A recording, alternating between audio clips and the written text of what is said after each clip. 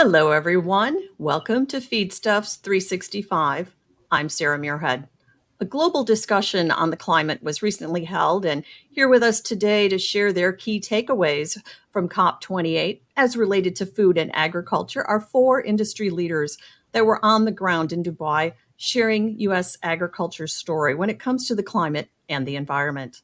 So please join me in welcoming Constance Cullman, President and CEO of the American Feed Industry Association, Eric Mittenthal, Director of Animal Health and Welfare with the North American Meat Institute, Jamie Burr, Chief Sustainability Officer with the National Pork Board, and Beth Ellikidis, Vice President for Agriculture and Environment at Bio. Welcome to you all. Thank you for being here with us today. For those of you that are joining us online, we thank you for tuning in. If you have any questions, feel free to post those in the chat area on the right of your screen. If you're joining us from social media, simply post your questions directly in those channels. So Constance, I'm going to have you start us off here today by framing up COP28 in the kind of the general sense. And what would you say were the key components that U.S. agriculture focused its attention on going into these talks? Thank you, Sarah. Well, going into the talks, I think U.S. agriculture was really focused on understanding what exactly the focus and attention by the UN on food and agriculture at this meeting really meant for us.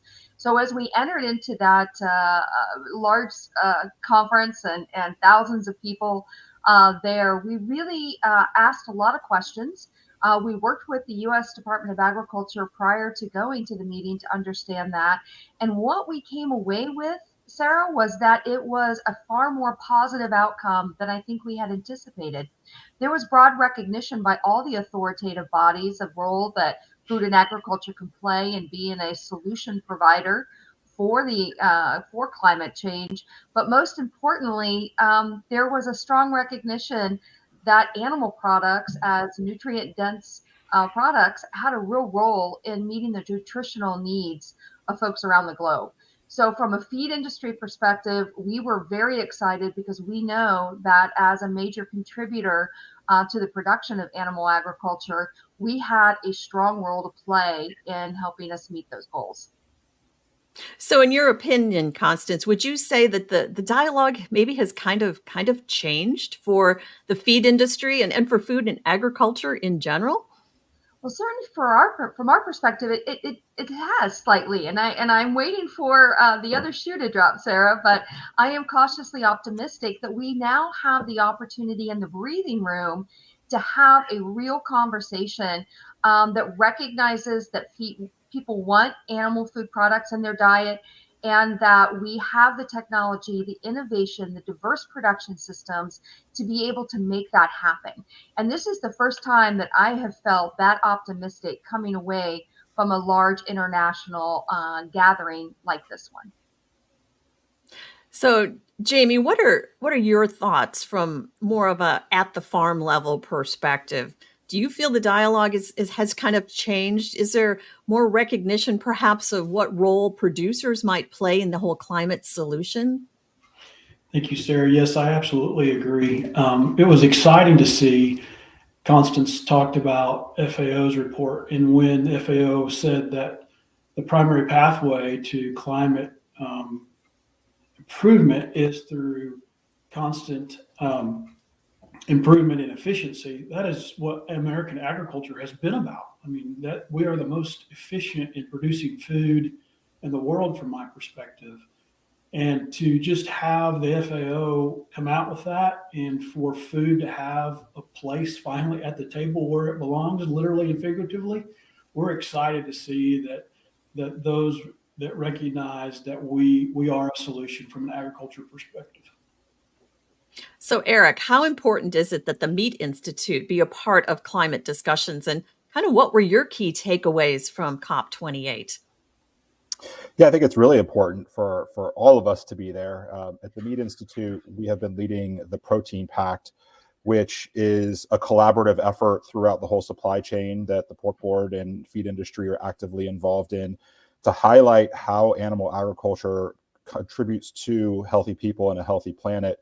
And having the data and the solutions to bring forward for that. And so as animal agriculture is being discussed more and more at events like COP, and the people there maybe not as supportive and not representing the science and the reality on the ground as far as the positives that animal agriculture brings, our voice there is critical. And we think that animal agriculture and animal protein can be a solution, and that it's a necessary solution for healthy people and a healthy planet. And that's the message we want to bring with the proof along with it to make sure that that's being incorporated into the discussions. So Beth, let's talk biotechnology. What role does biotechnology play in reducing, say, greenhouse gas emissions, or kind of adapting to climate change? Thanks, Sarah. First, I want to say I'm excited to be on this panel because I think it's indicative of what came out of COP28. I think we were all in this together, and I think it was very clear that the message that we got from, to Constance's point, such a large conference is really coming together, right? And so biotechnology can help be that solution. So a lot of the products that my member companies make help enhance what everyone on this call's members already provide. And so we can play a pivotal role in enhancing agriculture production and environmental sustainability. It's also clear that the technology that we have today and the technology that we will have in the future is really needed to help get us to those goals that we need to achieve that were both in the FAO report and that came out of COP. And a lot of I have to write down these numbers here, but biotechnology can achieve at least 3 billion tons of carbon dioxide equivalent mitigation annually by 2030, just by using those technologies we have today. So think about what we can do tomorrow. It's fascinating. So Beth, are you seeing a change then, would you say, in the openness to, or the recognition of the benefits of biotechnology in helping to address the concurrent global challenges of climate and food security?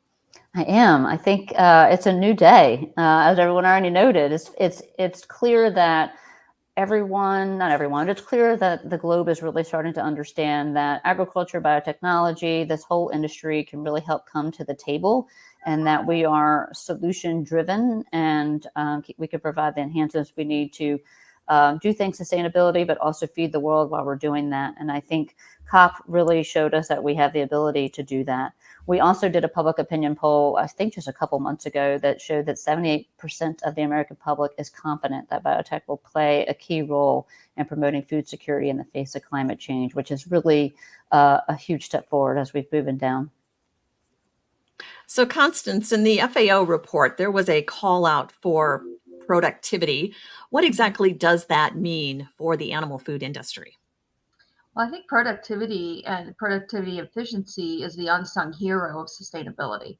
It often goes unrecognized. So for it to be featured prominently as the number one way to achieve sustainability and meet those goals that the UN has set was a welcome message for a lot of us. As Jamie already alluded to, we're really good at that in the United States. And so from our perspective, production efficiency is something that in the feed industry, we have been working on since the inception of the animal food industry, looking to try to get better gain per pound of feed. Looking at reducing animal mortality rates is another big one that was called out, that we're looking to improve the overall health and welfare of the animals with the right feed ration. And then they also mentioned ration innovation. And this is where it gets really exciting, Sarah, because there are so many incredible innovations that are happening in our member companies around the world, where we can actually affect the overall safety profile of food, the production efficiency, but also the environmental impacts through ration innovation. So for us, it was music to our ears. To be very honest, it was great to see that recognition happening, rather than looking at reduced consumption of animal protein, which, by the way, the report said was one of the least effective ways. So clear recognition that nutrient dense product is important, and feed wants to make that even better. So, of course, there's always some outside activity around any kind of discussion like this. Beth, there's been some activists that have expressed dismay about the large presence of business at the COP28 conference.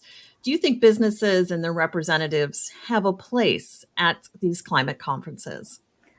I do, because at the end of the day, the businesses are the ones that are driving the change. They're the ones that have the capital, and they're the ones that also have the labor and the workforce within each of these localities that are also going to drive the change.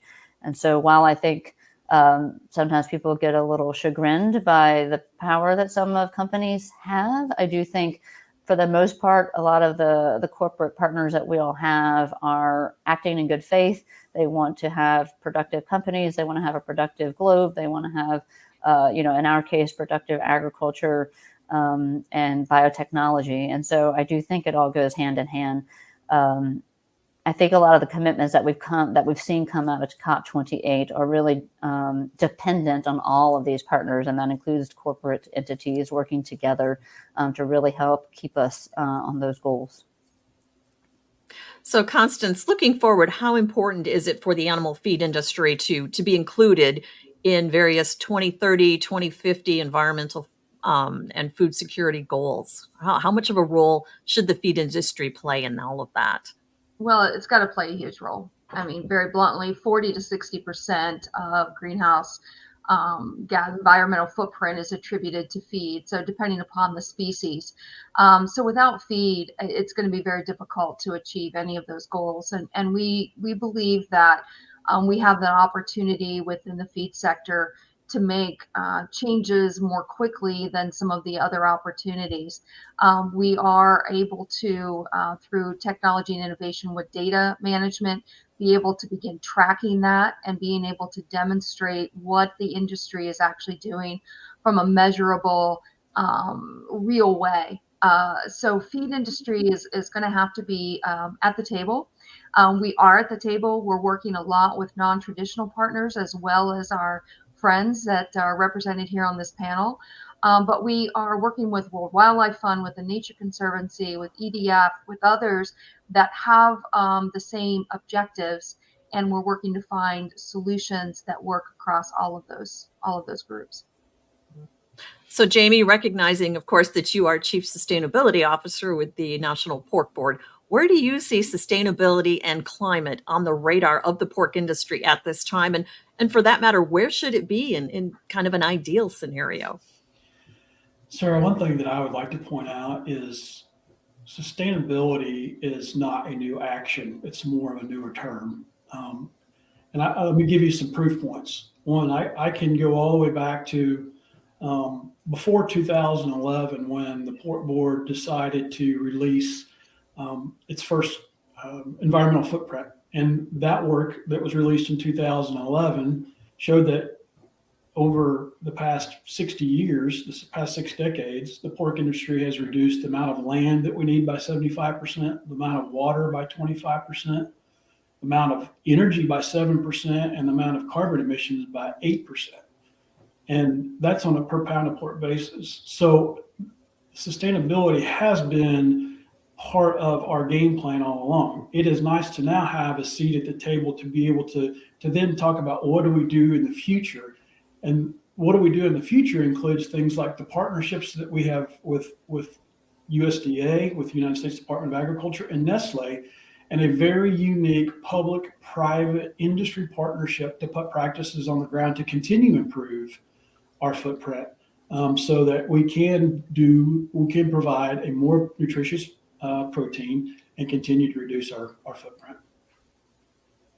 So I think Eric mentioned this, but setting goals and issuing, reports and all of that is one thing, but actually doing the work, making them a reality is another thing. What happens now that COP28 is over? And I'm going to take that question to each of you. And Eric, I'm going to start with you.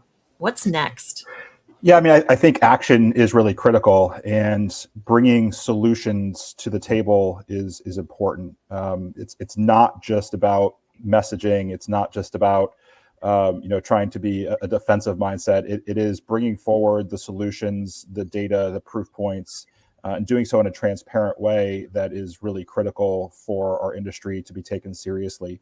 I think, as Jamie and Constance both referenced, having partnerships that are maybe non-traditional and maybe outside of our traditional bubbles is really important, with different NGO groups, and thinking about how we can get outside of our comfort zone to find solutions together.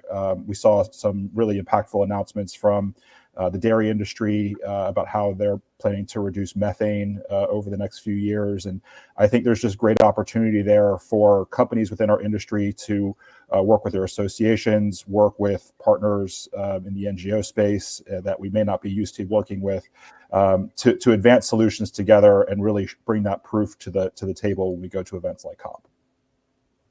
Beth, what would be your thoughts? What's next for bio coming out of COP28? Honestly, I think we all said very clearly that we were pleasantly surprised by what came out of COP. That said, I do think we need to put the action, as Eric just said, where the mouth is. And so, we really need to make sure that government policies and government regulations are aligned with the priorities that were set in these goals. The regulatory frameworks need to make sure that they are science-based, and that they are aligned with other countries as much as they can. We also need to make sure that trade plays an important role, of course. We have been dealing with some trade barriers as of recently between Mexico and China and EU. And there's been a lot of concern that, we need to make sure that those get ironed out, again, as we try to meet these goals and objectives. And then finally, I think it's important to note that the administration has been very vocal in supporting goals like these. However, we need to help make sure that they provide the incentives to companies like ours to make sure that, and to farmers as well, to get that, make sure that these goals are met in a timely fashion. Jamie, your thoughts from a pork industry perspective? So it's been said, but I'm going to continue to say partnerships. It's just really important that we partner together, because we can get more done together. And I'm going to say non-traditional partnerships is my goal as well. Working with those that, we may not exactly agree on everything, but if we can take the 80% or so that we can agree on and work on together, I can promise you we can get done more together than we can apart. So that is my plea, frankly, that we can work together instead of be working apart to feed the world. Constance, anything to add to all of that? Well, I couldn't agree with my colleagues more. Eric, Beth, and Jamie's comments were all right on point from our perspective. What I would also add, though, Sarah, is that we got a little bit of breathing room. This is a marathon for us. We got a little bit of breathing room with this COP28, but we need to jump into that and make sure that we don't take the pressure off of communicating that incredible work that's been done for decades and continues to be done.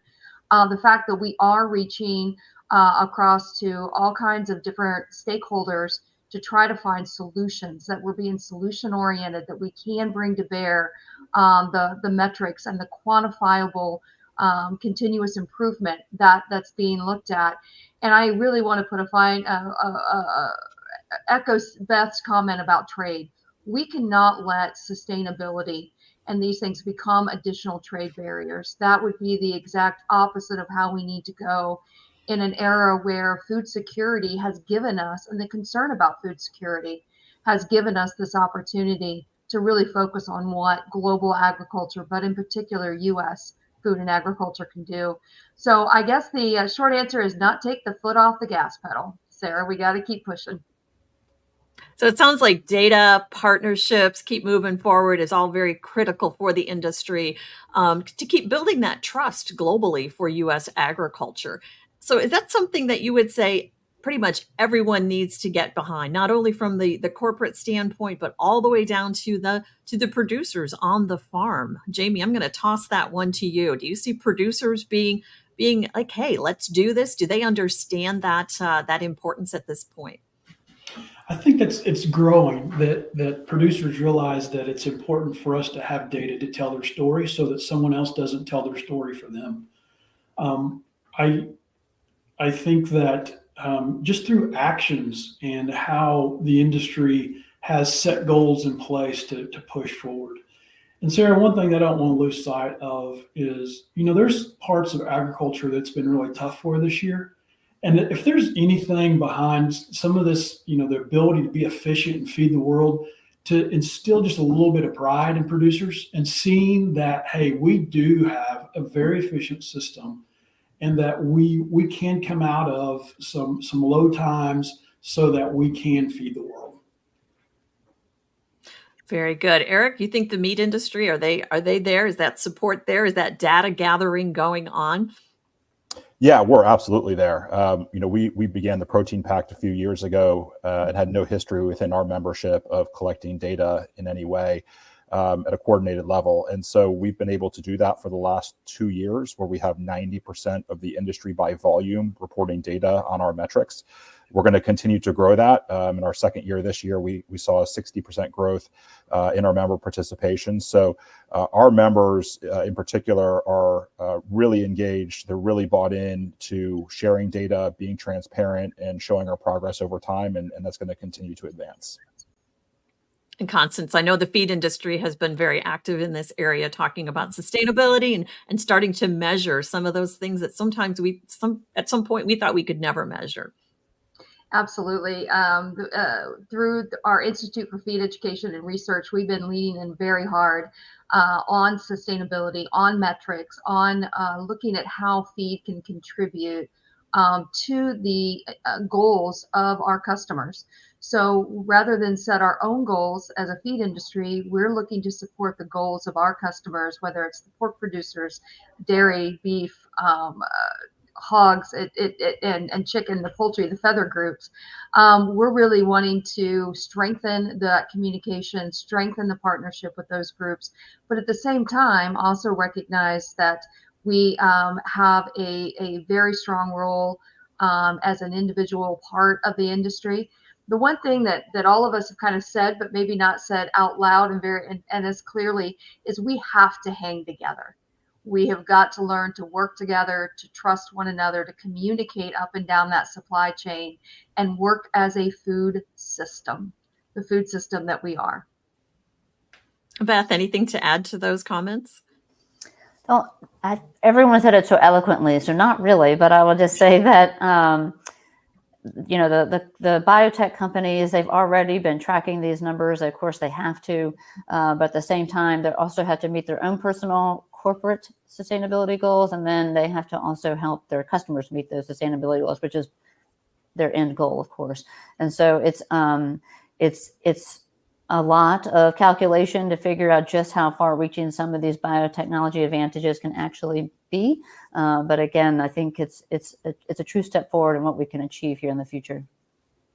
So Eric, we're going to wrap up here today. So any final thoughts or kind of words of wisdom you'd like to leave our audience with today based on COP28 or other issues that might be important along these lines?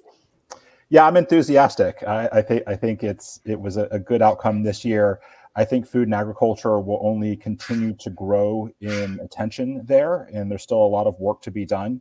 I think the groups who are largely opposed to animal agriculture are only going to come back stronger at those types of events. And so, again, I would agree with what Constance said, that being coordinated and working together as an industry, as a supply chain, is really critical, and we're looking forward to being a part of those discussions and highlighting the principles, practices, and proof, as the pork board likes to use, of how we contribute to healthy people and a healthy planet.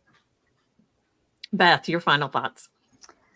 At the end of the day, it's important to remember that biotechnology can help mitigate, adapt, and keep our environment resilient.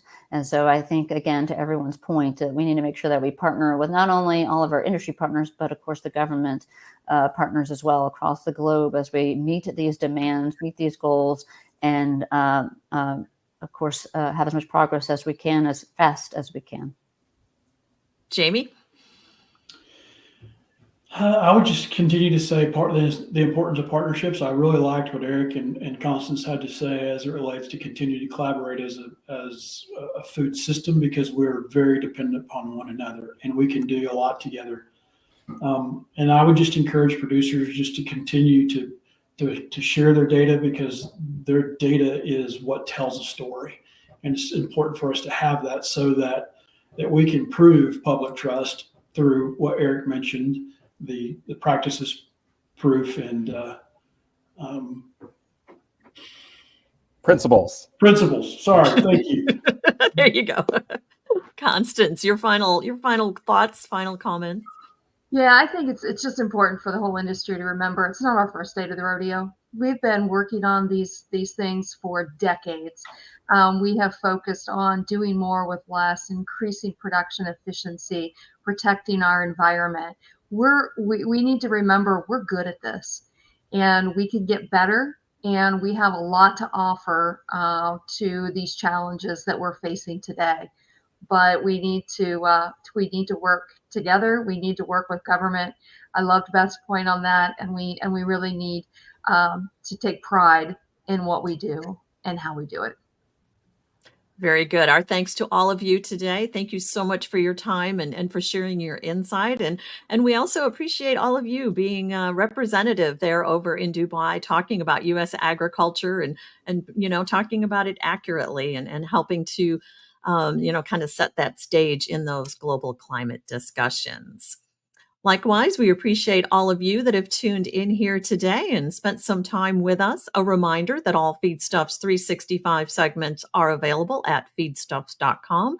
Simply go to feedstuffs.com and click on that Feedstuffs 365 tab in the nav bar. You can share it or, watch it again if you'd like. Until next time for Feedstuffs 365, I'm Sarah Muirhead.